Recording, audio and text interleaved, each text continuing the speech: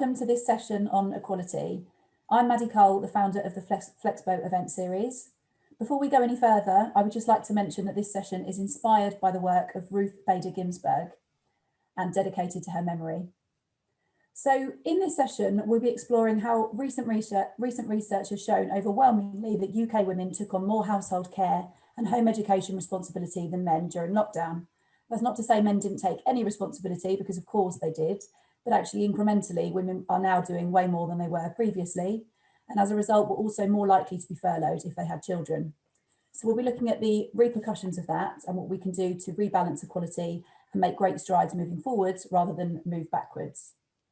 So I'm joined today by a fantastic lineup of speakers, and without further ado, I'd like to hand over to them all to introduce themselves. So Susha, if we can start with you, please. Hello, thank you for inviting me to join you in this panel. My name is Susha Chandrasekhar and I'm a lawyer and have 25 years experience, particularly working on the interface between law, government and policy, because I advise government ministers and their officials on novel and complex challenges. I have in the past worked on flexible working, and I was one of the lawyers responsible for getting shared parental leave onto the statute books. I do have a background in an international law firm as a university lecturer and as a researcher, so I also see a lot of things from an in-depth analysis perspective. I am past chair of the Association of Women Solicitors, representing 70,000 women solicitors. I'm a former trustee of Grandparents Plus, which helps grandparents who want to care for their grandchildren, and I'm a trustee of the Fawcett Society, which is the UK's leading gender equality charity. Thank you so much, Susha, and thank you, I mentioned this earlier, but thank you so much for the shared parental leave scheme, because what an amazing scheme that is. I'd like to pass over to Virginia, if I may. Hi, Virginia. Thank you. Yes, certainly. Hi. It's lovely to be here again, Maddy. So I am the founder and CEO of an international coaching consultancy called How Do You Do It? I set this up because they say you set up the programs you wished you'd had. And when I was a parent and my husband and I became parents for the first time, we wished we had some help in how you go about combining and navigating career and family in a way that can work. And so then that's now what we do with a team of associates across the world. And our focus, we kind of cross a few areas with that. Certainly gender equality for men and women in terms of roles at work and at home. Flexible work, because many of the people who work flexibly up until COVID, of course, have been women with children. And we also work in the area of working parents and carers. So that's our focus. And what we're trying to do is help people on how they actually navigate those two areas. Myself, I'm a senior executive coach. So I've used my coaching experience to put together the programs that we offer. And I belong to a group called Chief Executive Women. So we're a group of senior female leaders enabling other female leaders. And I'm also part of a group called Global Women Leaders, which is a philanthropic organization supporting people in dire need. So that's my kind of nutshell. Thank you so much, Virginia. Stance on everything is brilliant, because she sees it from the employee side and the employer side in terms of how to present it. So that'd be really valuable for us today. And Hanson, the yin to my yang, we're all guilty of some sort of unconscious bias, and I definitely am guilty of looking at things too much from a mother's and a women's perspective. And Hanson always does a beautiful job of addressing that balance and actually talking about, let's make this equal. Let's stop looking at this as one side versus the other. So Hanson, let me pass over to you to introduce yourself, if I may. Yeah, thanks very much, Maddy. Hello, everyone. So I'm Hanson. I'm father to one very boisterous 5-year-old, about to be 6 next Tuesday. And I am the founder of Daddilife.com. And actually picking up the baton from what Virginia just said, I very much did create Daddilife because of wishing I had something exactly like it when I first became a father. So Daddilife is a platform for modern day fatherhood and a community of just over 150,000 dads globally. So we cover a range of different topics and issues, all written with a modern day dad tone of voice and really specific for that audience. Dads at Work has been one of our big change areas in the last couple of years. We do that by firstly creating a hub that's really dedicated to that conversation. So whether that's around guides written for dads at work that want to drive some level of change at work, whether that be about flexible working or whether that be wider conversations at home or at work. We've also conducted a big piece of research with Deloitte last year called the Millennial Dad at Work, which was really an in-depth study looking at some of the changes afoot in the workplace and actually some of the tensions and opportunities and challenges and that still exist for dads and modern day dads at work. And so delighted to be part of this conversation because I think flexible working is something that we certainly see from some more modern day dad attitude dads want to embrace more and more of.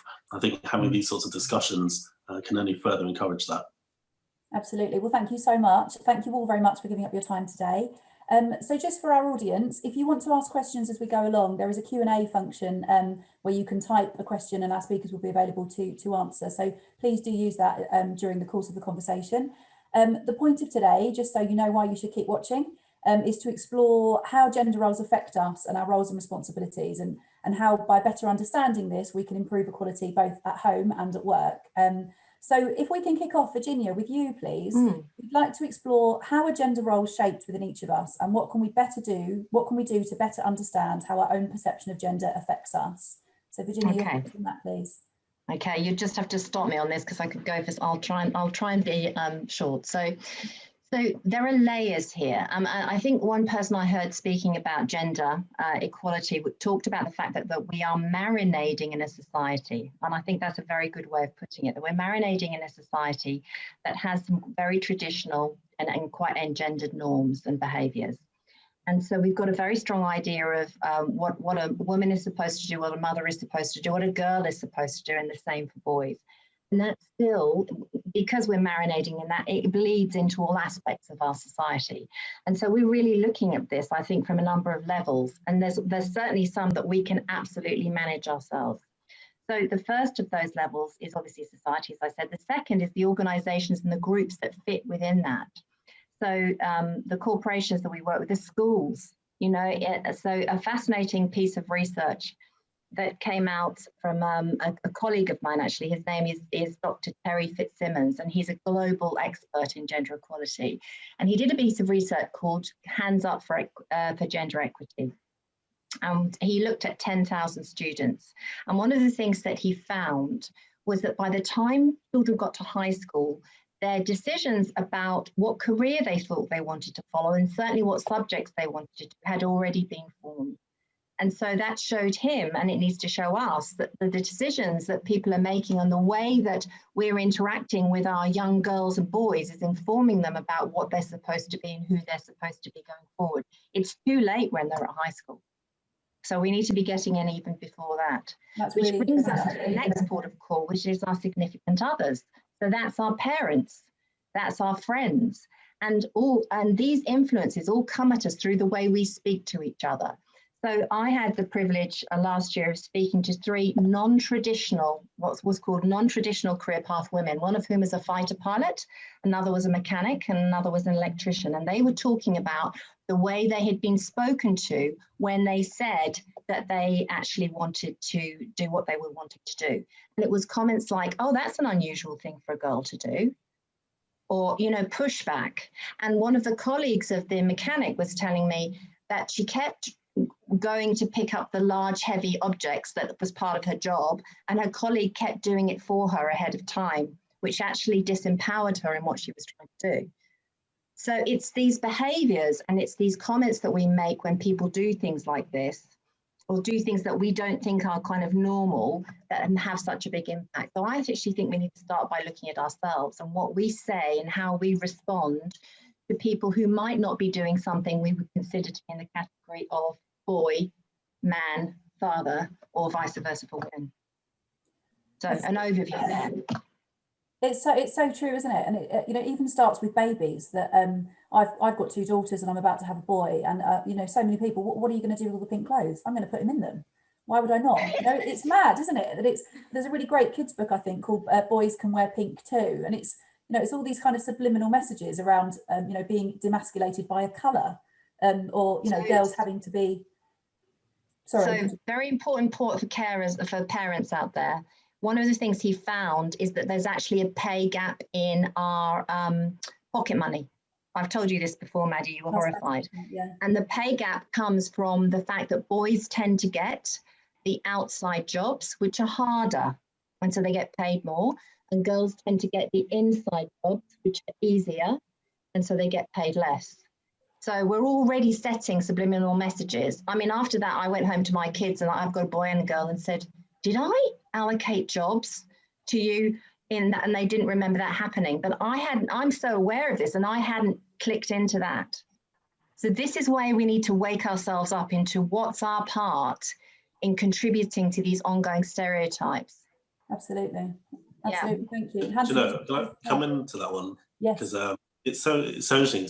You're making me reflect, actually, because something that I've only noticed that actually in the last probably year, especially maybe 6 months to a year, where Max, my son, he'll sort of look at something. Like the other day, he looked at a toy and it was pink, and he went, "Oh, that's for a girl." And I've been checking him up on it. I've been like, "Well, why is it for a girl? Because what about that tells you it's for a girl?" And he's like, "What?" And the answer has always been the same, which has been colour. And so it's making me sort of question, how has he got to a stage of associating that colour? Because it's definitely not something that myself or his mother have ever engendered in him, I don't think, anyway. So it's interesting that there's sort of codes and the cues that he's picking up from somewhere, but I'm always checking him up on it, saying, well, actually, why? Why do you think that? Actually, it's perfectly fine. And actually, he's playing with more pink stuff and yellow stuff and green stuff and all sorts of stuff than ever before. But yeah, it's the sort of thing that just, I don't know, it just always makes me go, why are you saying that? But on a sort of related point as well, we were actually at the Lego conference last year in Denmark presenting at there, which is an amazing conference. But if anyone ever gets a chance to go, just like Lego everywhere, it's a dream. But something that they're looking really seriously at as well is around school curriculum, and actually around this sort of non-gendered sense of play and the sense of play and learning. And it's interesting that I think some of the sort of more leading organisations that have really, really honed in on the fact that, just as you said, by the time we get to secondary school, it's almost too late. We've sort of engendered that already. Where do we really need to look at the start of that conversation? I think you're absolutely right. It does need to be much, much before that. Absolutely. And we need to be challenging that, I think, in our own homes, which is something that we'll come on to slightly later. So in terms of the damage that's been done by COVID, we mentioned in the intro around women being more likely to be furloughed, especially mothers, and the assumption around, oh, you've got children, so presumably you can't work at the moment. And on the one hand, it's kind of seen as a supportive of an employer, but actually it should be a choice. It shouldn't be a decision made by somebody else about somebody else because they're a parent or because of whatever reasons. So Hanson, back to you if we can. The key lessons that COVID has given us so far in respect to equality and what we can do to prevent further damage. I think you've got some lovely stats around this, and I know when we spoke previously with Jolie from Pregnant Then Screwed, we're actually, I think, back to about 40 years ago in terms of the balance of women in the workplace versus men, which is horrific actually when you look at the great strides that we've all been trying to achieve. So Hanson, I'd love to know your thoughts on what we can do to accelerate progress rather than slide further back. Yeah, no, I think you're absolutely right. And, I've got massive respect of what Jolie and the team do at Pregnant Then Screwed. I think that survey and some of their campaign work ongoing is amazing. Do if I was to liken it to an analogy, it sort of felt like a game of snakes and ladders, in that we've sort of been making slow but purposeful strides, I'd say, over the last few years and maybe decades.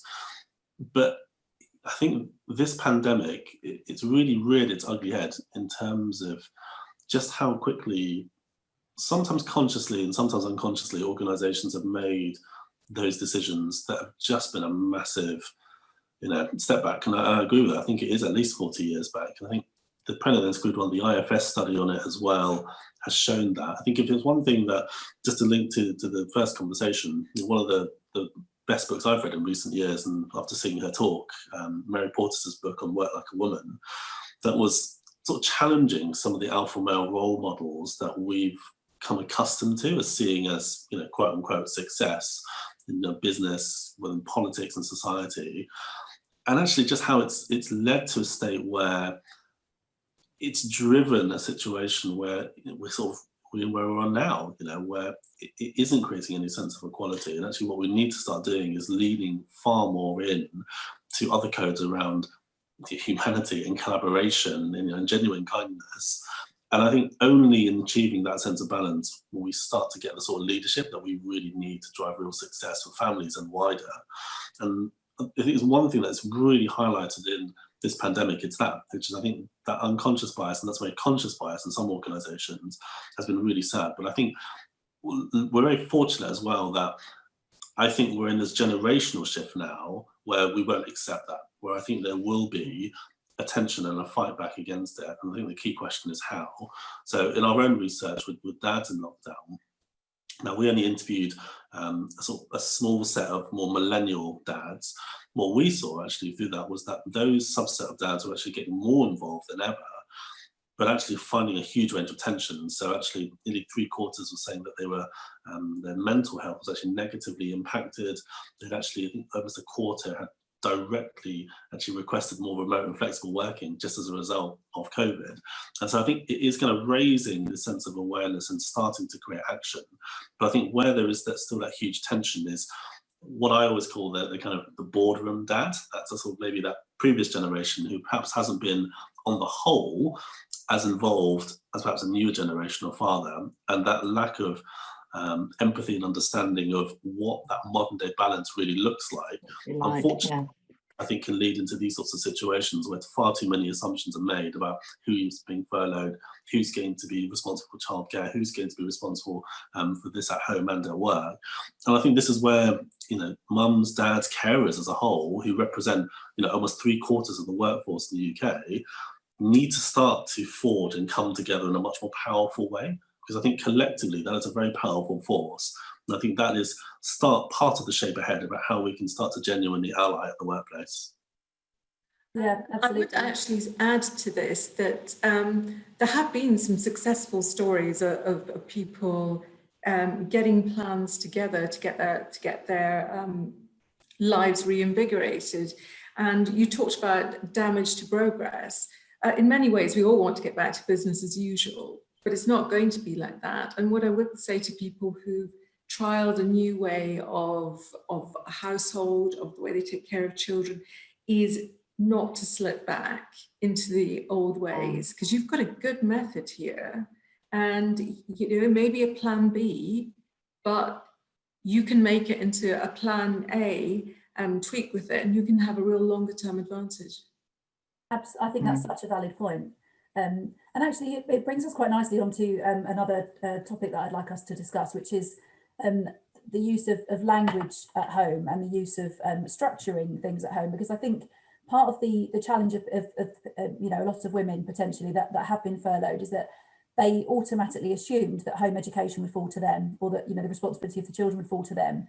And actually, I'm a firm believer that you can't strive for equality at work unless you are living and breathing it at home. Yeah. I think you can't expect change to happen, and you can't expect other people to pioneer and make change to clear the path for equality unless you are doing the same thing. And this all comes back to primary school children. We need to be influencing at that point, not later. So Virginia, if I could pass back to you, just to talk around the language that we use and the roles that we automatically assume. Yeah. Okay. So I'm gonna really look at this from a coaching perspective. And coaching looks at what's each of our individual responsibilities. What can we do something about, which is the position of power, versus looking at something from what everybody else needs to do, which is an easy position to try and take, but it's not going to get us anywhere. So if we look at what we can do here, and you're right about assumptions and reactions. We make a lot of assumptions about, well, that's my role, I'll just better get on and do it. We kind of almost go into automatic pilot around this. And what I'm encouraging people to do is actually start to get really conscious of what they're doing and what they're thinking. So before we even get to language, there's a few other steps. Because language is further down the track, but we have to think first, and we have to be clear on what it is we're trying to language about. And often the reason we don't do language very well is in these kind of areas is because we haven't actually got clear on what we're trying to say. And we're a bit nervous about the outcome we're going to get. So we kind of stuff up the language. So we actually have to put in some steps before we get to language. And step one here is to start really challenging and get conscious of what's important to us in whatever it is that we're doing. And we're talking here about navigating caring responsibility. So what's important to us about work, what's important to us about home life, and what is it that we want to be doing? What is it that we want to be letting go of?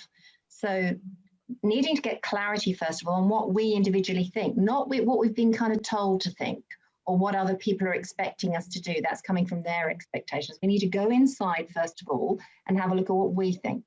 So there's a whole piece around getting clarity. And in the workshops we run, these are the kind of areas that we're covering with people because they're not clear enough. They haven't done enough thinking about this. So get clear on what's important to you. The second thing is to check your thinking. So often people's thinking goes into kind of catastrophizing in this kind of area. If I have that kind of conversation with my boss, they're going to think, I don't care about my job and I'm going to lose it.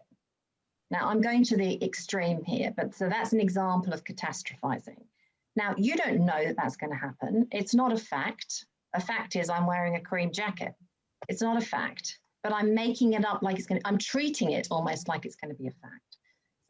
So what happens there is I go into avoidance because I don't want to do that. So I avoid having the conversation. And then I get stuck in situations taking on things that I shouldn't be taking on because I don't want to have the conversation that makes me feel uncomfortable to change it.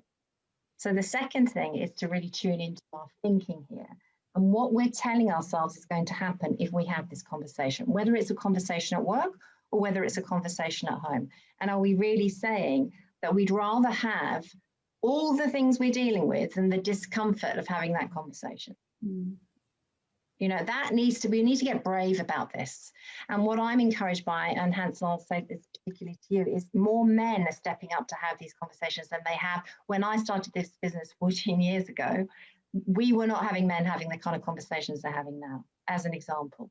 They were hiding a lot of what they wanted and what they were doing, right? Now, we still need more of them to speak up, but it's better than it was. The third thing you need, so get clear on your thinking, what you're making it mean if you have a conversation. The third thing is you have to do what's called position shift.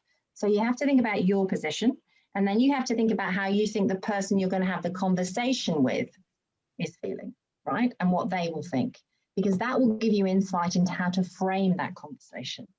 So you can see a lot of this. You asked me about language, it's a good question, but there's a lot of it that happens before you get to the language bit, which is why people aren't getting to the language because they haven't done the other steps. Okay, and so that's what we're coaching people with all the time because it's hard. It's hard and it's uncomfortable, and it's with my partner at home or it's with somebody at work that's important. So it feels like there's a lot riding on it, so I better just leave that alone. And then I get stuck with, in a woman's case, doing too much of the childcare, and I don't want to be doing that, or doing too much of domestic because I don't want to have that kind of conversation and rock the boat. So then I get stuck with that. So it's really calling up your courage, but also getting clear. So that's what we've got to start with. Then we've got to realize that communication is about two things. Our language is about two things. It's about what we say, but it's also about how we look when we're saying it. And quite often we focus too much on the actual words, and we don't focus enough on how we look when we're saying those words.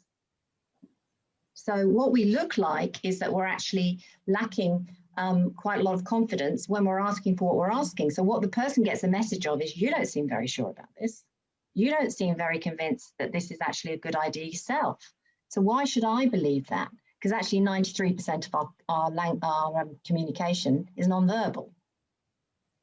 Well, in terms of its voice tone and its body language. So we've got to really tune into that as well before we then start looking at language itself. And then the language whole is a whole other section, but I think Susha might want to say something about that. So I wanted to set the picture in terms of all the different parts that you have to do before you get the specific language. Thank you. Yeah, I think that's really interesting, Virginia, because you looked at it from a coach perspective, and I look at it from a lawyer perspective, and I know that language is emotive, and I know that regardless of the fact, how you present your case is almost as important as a case itself.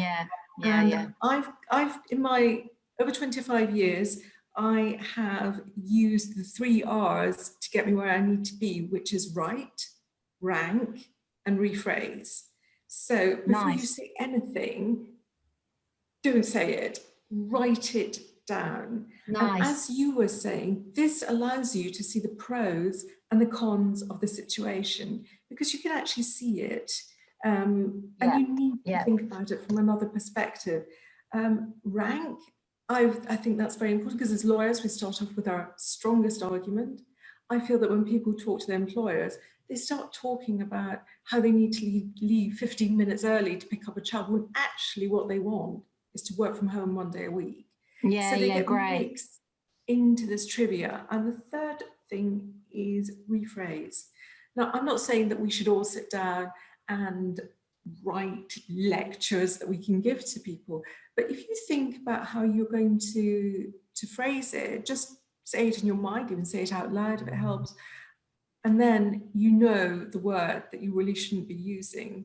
And sometimes you can just jot down a different word that you could use.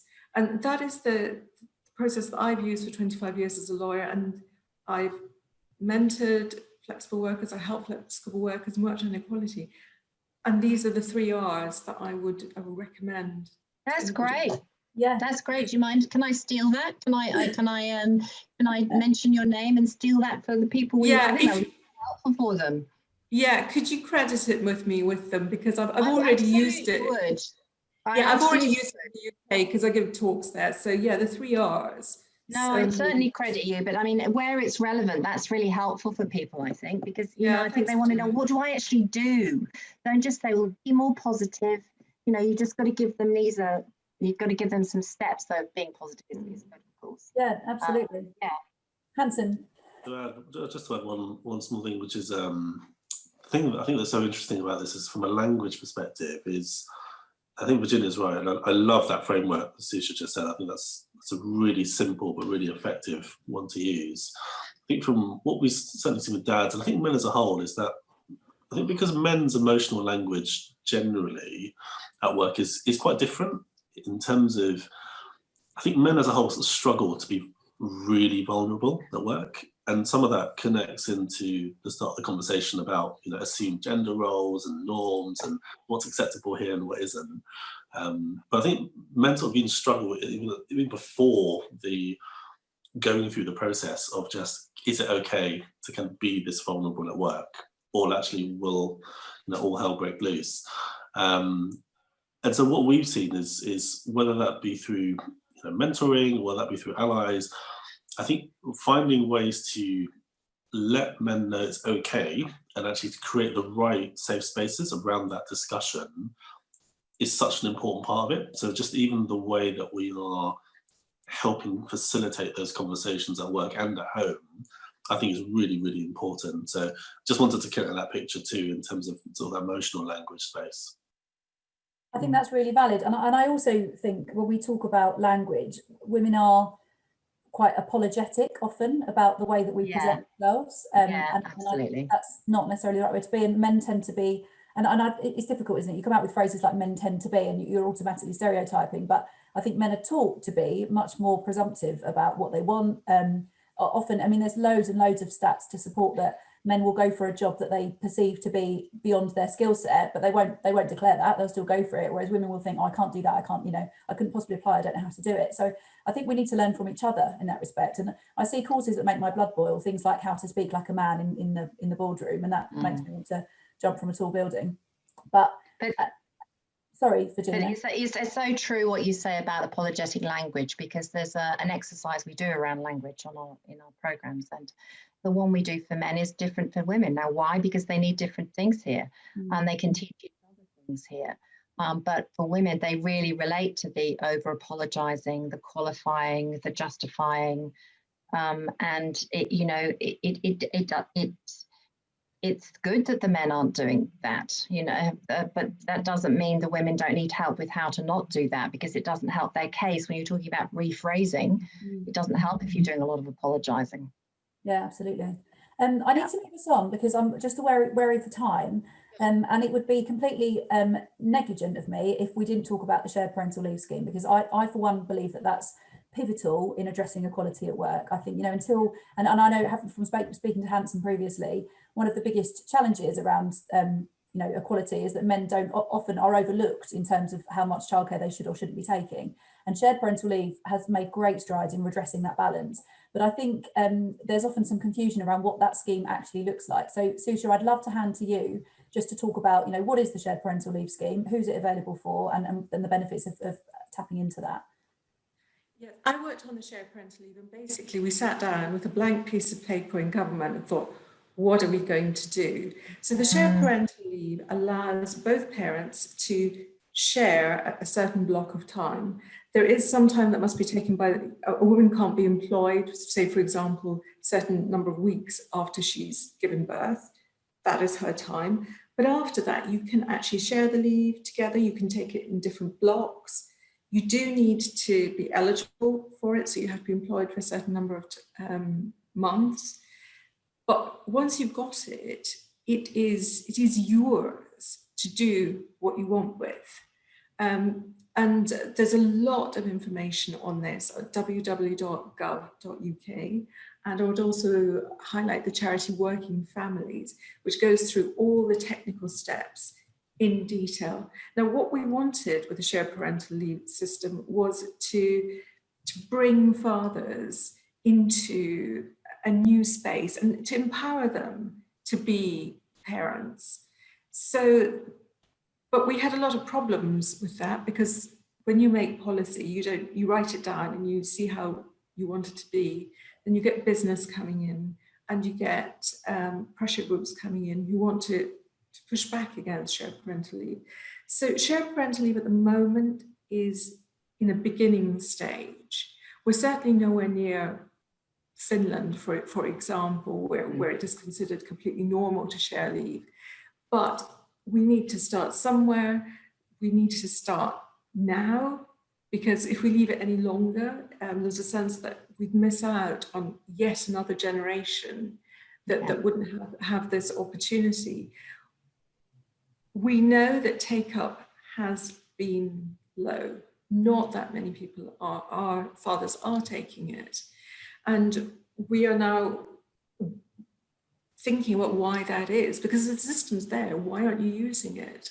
And we find that with a legal change, we also need to have a change in the workplace where men actually feel comfortable asking for it, supported asking for it, and not discriminated against by asking for it. I think men who do ask for it suddenly realize what it's like to be, a pregnant woman who's given birth. They come to us and say, but it's dreadful, my career could happen. Did this happen to my career? What will people think of me? But that is unfortunately a situation around childcare. My view is it'd be fantastic if both parents took 6 months off, or at least if an employer looked at a man and a woman for employment, for recruitment, or for promotion, and thought, I don't know which one's going to take time off. Wouldn't that be amazing? Discriminate against either, because do you know what? I don't have a crystal ball. That's what we need to get to with shared parental leave and with our other time off policies. Absolutely. Actually, sorry, Virginia. I was just going to add something there, because I heard the gender equality minister for Norway speak when I was in the Nordics, because we operate in Denmark as well. So, and they were about to follow the Swedish model, and she specifically said the reason they're doing that is, which is that it's mandatory for the men to take 90 days of the leave, or they lose it.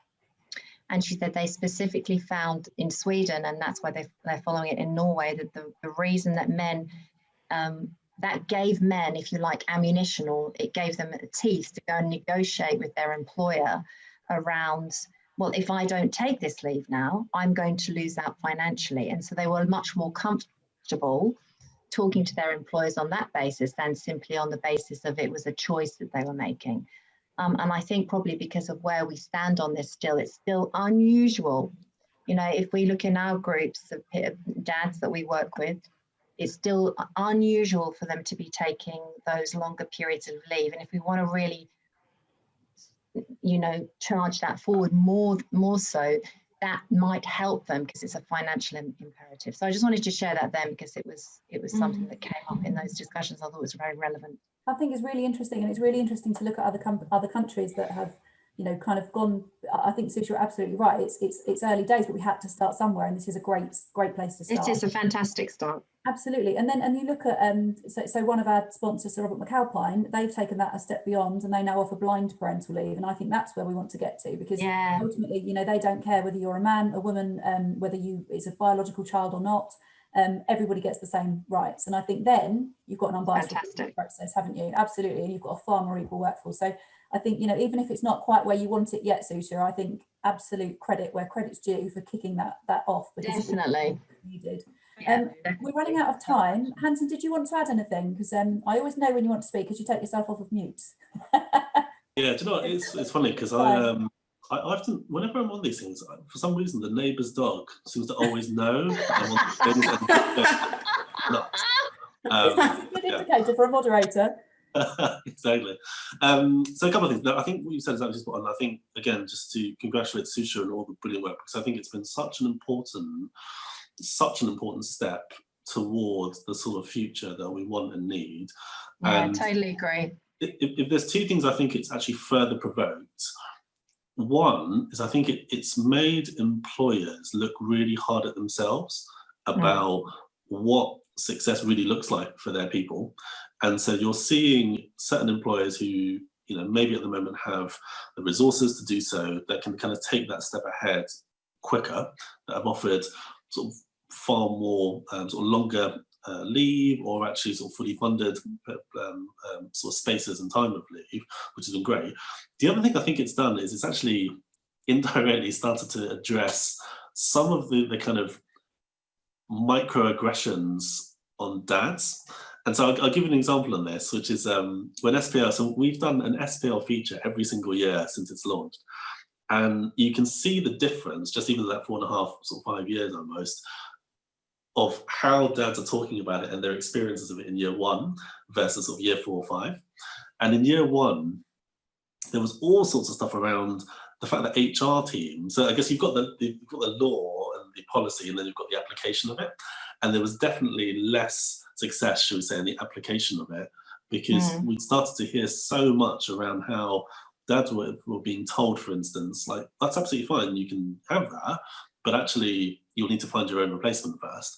And you sort of think back to the language point, I'm not sure that necessarily that sort of same language or that sort of same thinking would have been made necessarily for working mothers.